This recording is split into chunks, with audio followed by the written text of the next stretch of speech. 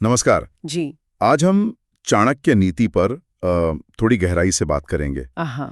हमारे पास ये जो प्राचीन ग्रंथ है, इसकी एक समीक्षा है और देखेंगे कि जीवन प्रबंधन, रणनीति और हाँ, कूटनीति पर इसके मुख्य विचार क्या हैं। जी।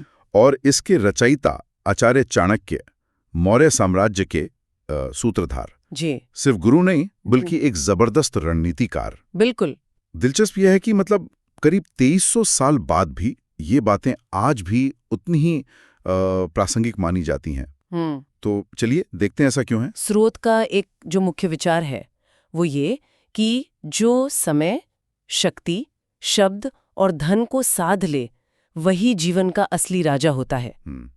सुनने में तो ये बड़ा शक्तिशाली लगता है, पर इसका असली मतलब क्या है व्यवहारिक तौर पर? हाँ, ये बहुत अहम बात है। देखिए, चाणक्य सिर्फ किताबी बातें नहीं कर रहे थे, उन्होंने सच में चंद्रगुप्त मौर्य को सत्ता दिलाने में मदद की। अच्छा। और उनका हथियार कोई तलवार नहीं था। उनकी असली ताकत थी नीति, रणनीति। तो ये ग्रंथ असल में दुनिया की हकीकत को समझने, अपने लक्ष्य साधने और हाँ, दूसरों के जाल में फंसे बिना आगे बढ़ने की कला सिखाता है। तो ये सिर्फ राजाओं या नेताओं के लिए नहीं है? नहीं, बिल्कुल नहीं। ये हर उस इंसान के लिए है जो थोड़ी चतुराई से, समझदारी से जीना चाहता है। चाणक्य के लिए नीति कोई सिद्धांत नहीं बल्कि एक प्रैक्टिकल टूल था, एक हथियार। समझ गया। अच्छा, तो फिर इसके मुख्य विषय क्या क्या है? जैसे व्यक्तिगत विकास की बात आती है, विद्या ददाति विनयम सुना है, ज्ञान से विनम्रता आती है। चरित्र पर चाणक्य का क्या नजरिया था? क्या ये सिर्फ अच्छी बातें, नैतिकता थी? नहीं, देखिए, चाणक्य के लिए चरित्र सिर्फ नैतिकता से कहीं ज्यादा था। ये एक तरह की रणनीतिक संपत्ति थी।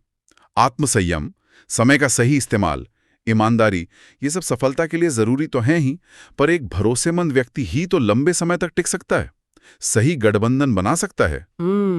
भरोसेमंद होना बल्कि दूसरों को समझने और उन्हें प्रभावित करने का एक तरीका है। ये दिलचस्प है कि चरित्र को भी एक स्ट्रैटेजिक एसेट की तरह देखा गया। अच्छा, अब राजनीति और सत्ता पर आते हैं। एक कथन है और काफी मशहूर है कि सबसे बड़ा शत्रु वही होता है जो सबसे निकट बैठा हो। ये तो बहुत ही यथार्थवादी, शायद थोड़ा कठोर भी लगता है। क्या इसमें नैतिकता की कोई जगह है फिर?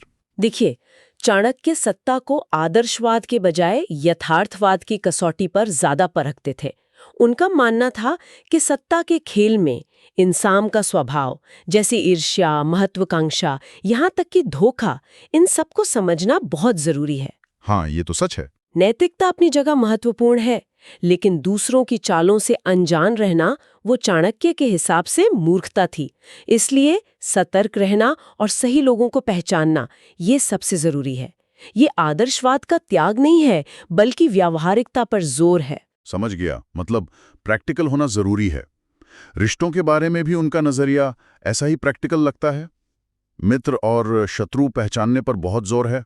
जैसे वो कहते हैं, जो सामने मीठा बोले और पीठ पीछे कड़वा, वो दुश्मन है। इसे आज के समय में कैसे देखें?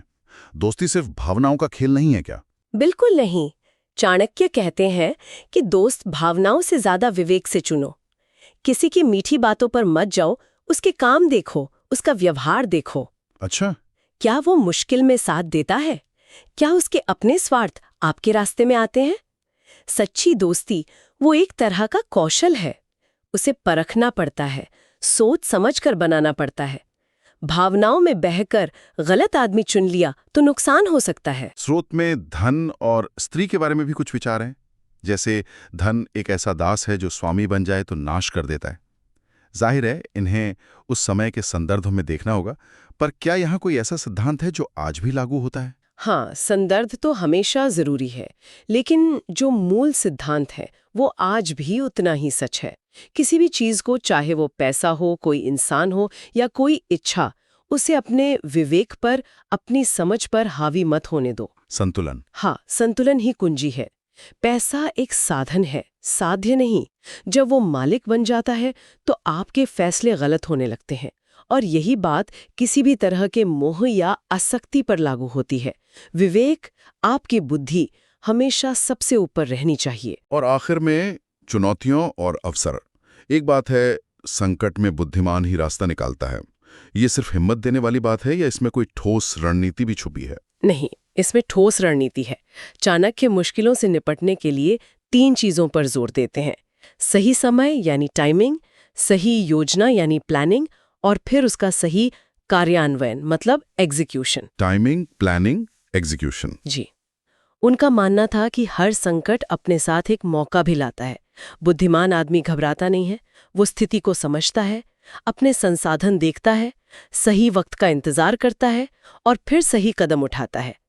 अवसर को पहचानना और उसका फायदा उठाना ये बहुत जरूरी है। इसकी जो शैली है वो सीधी है, सूत्रों जैसी है, श्लोकों में गहरी बातें कह दी। लेकिन कुछ आलोचनाएं भी होती हैं कि कुछ विचार आज के हिसाब से शायद थोड़े कठोर लगते हैं। हाँ, होती हैं। और देखिए, कुछ बातें उस समय की सामाजिक और राजनीतिक सच्चाई को दिखाती हैं जो आज अलग हैं। तो हर बात को शब्दशः लेना ठीक नहीं। फिर भी जैसा स्रोत में भी कहा गया है, लगभग 80% जो सूत्र हैं या कह लें मार्गदर्शक सिद्धांत, वो आज भी प्रासंगिक हैं। बस उन्हें सही नजरिए और नियत से देखने की जरूरत है। जरूरी ये है कि हम मूल भावना को समझें, विवेक, संतुलन, यथार्थवाद, रणनीति, और उसे आज के संदर्भ में इस्तेमाल करें। तो कुल मिला के कहें तो चाणक्य नीति सिर्फ इतिहास की एक पुरानी किताब नहीं है।